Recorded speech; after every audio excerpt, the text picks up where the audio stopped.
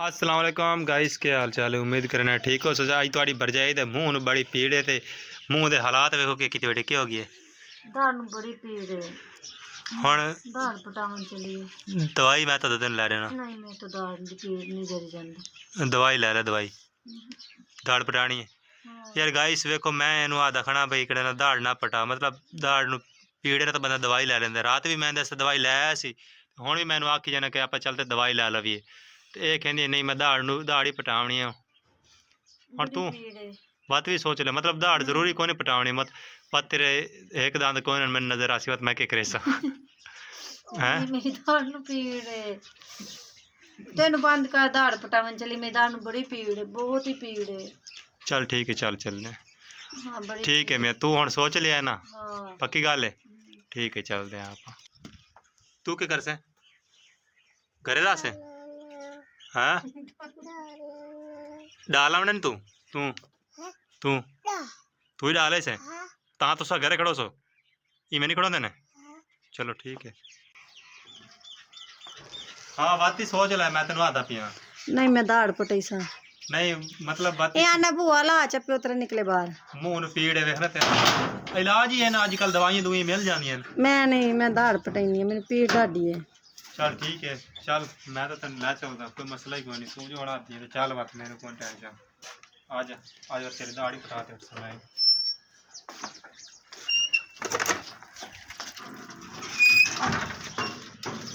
आजा।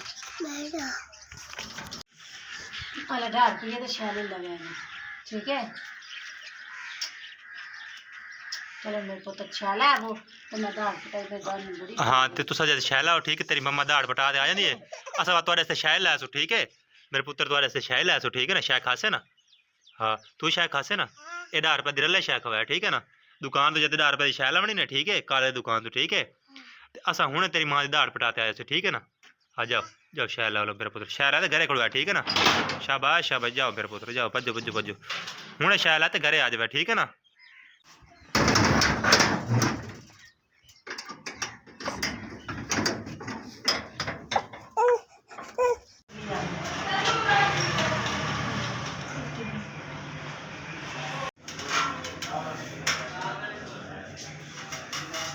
तो गाइस मैं ना दाल पटावन वाली दुकान पे पहुंच रही हूँ।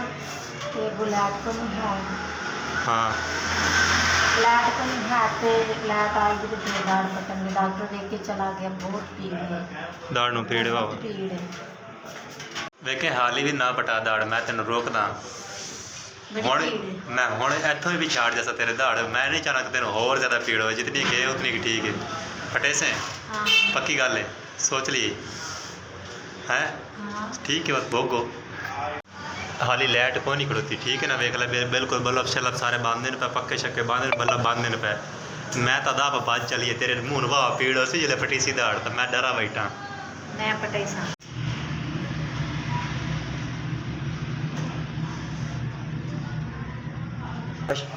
मुंह खोलो। भाई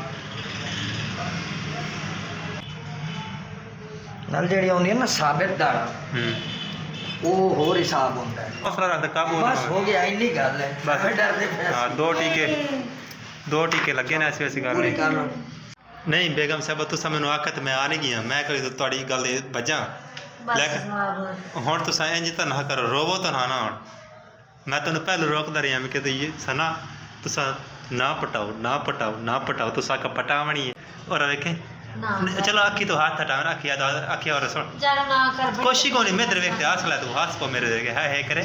हाँ हाँ हाँ हाँ दो टीके लवाई बैठी दाड़ दे विच खून जो निकला खड़ा रहता हंसती बैठी है। ओ अल्लाह काका और वे करे यूसुफ खानी देखे अल्लाह ओ अल्लाह चुप कर मैं बस रोवे ना। मैं काके ने चाई खड़ा तो ये बैठी है सुकून नाल मशीन दे लाके, ये नजर आंदी पे तुहानू काली काली।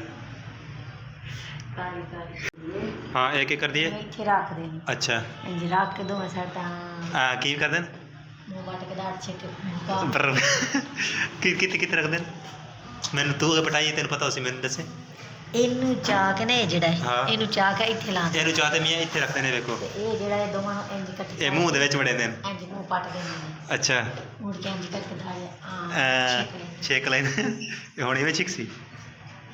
ਨਾ ਮੇਰੇ ਬੜਾ ਡਰ ਲੱਗਦਾ लगता तेरा पता उन्हें लगता तेरा पता घबरा ना तू इस मैं जिवें तुहानूं आखा इहनूं लै गया मैं ठीक हो गई इहदी दाड़े नूं पटा आया ते हुण इन्हां दे सिर नूं बड़ी पीड़ है पई ते दुआ करो मेरी बेगम जल्दी से जल्दी ठीक हो जावे मेरे तो इनके बगैर कोई है ही कोई ना क्यों अल्लाह खैर कर सी टेंशन ना ले ठीक हो जैसे टेंशन नहीं लेनी बेफिक्र हो जा ठीक है तो मेरा निक्का काका भी नाल गया ये भी हुण आया बैठा ठीक है ऐसा हो तो आ गया तो बै मेरे दो पुत्र बाहर खेडदे वदे नाली भी ते बेगम साहब टेंशन नहीं किश नहीं पीड़ दिमाग नूं इत्थे भीड़ चलो कोई नहीं गाइस वाकई गल सच्ची है अस टाइम नाल दाड़ पटा ली इंदी अगर अस हुण इंदी दाड़ ना पटांदे ना तो बाद सानू ऑपरेशन शायद ऑपरेशन कराना पवे दाड़ दा तो उस तो बाद पटी वे आई है लेकिन शुक्र तो अलहमदुलिल्लाह अस टाइम नाल पटा ली है दाड़ तो खर्चा भी बहुत घट है तो लेकिन टाइम नाल ठीक हो गई तो तुस हुण दुआ करनी है कि मेरी बेगम साहबा ठीक हो जावन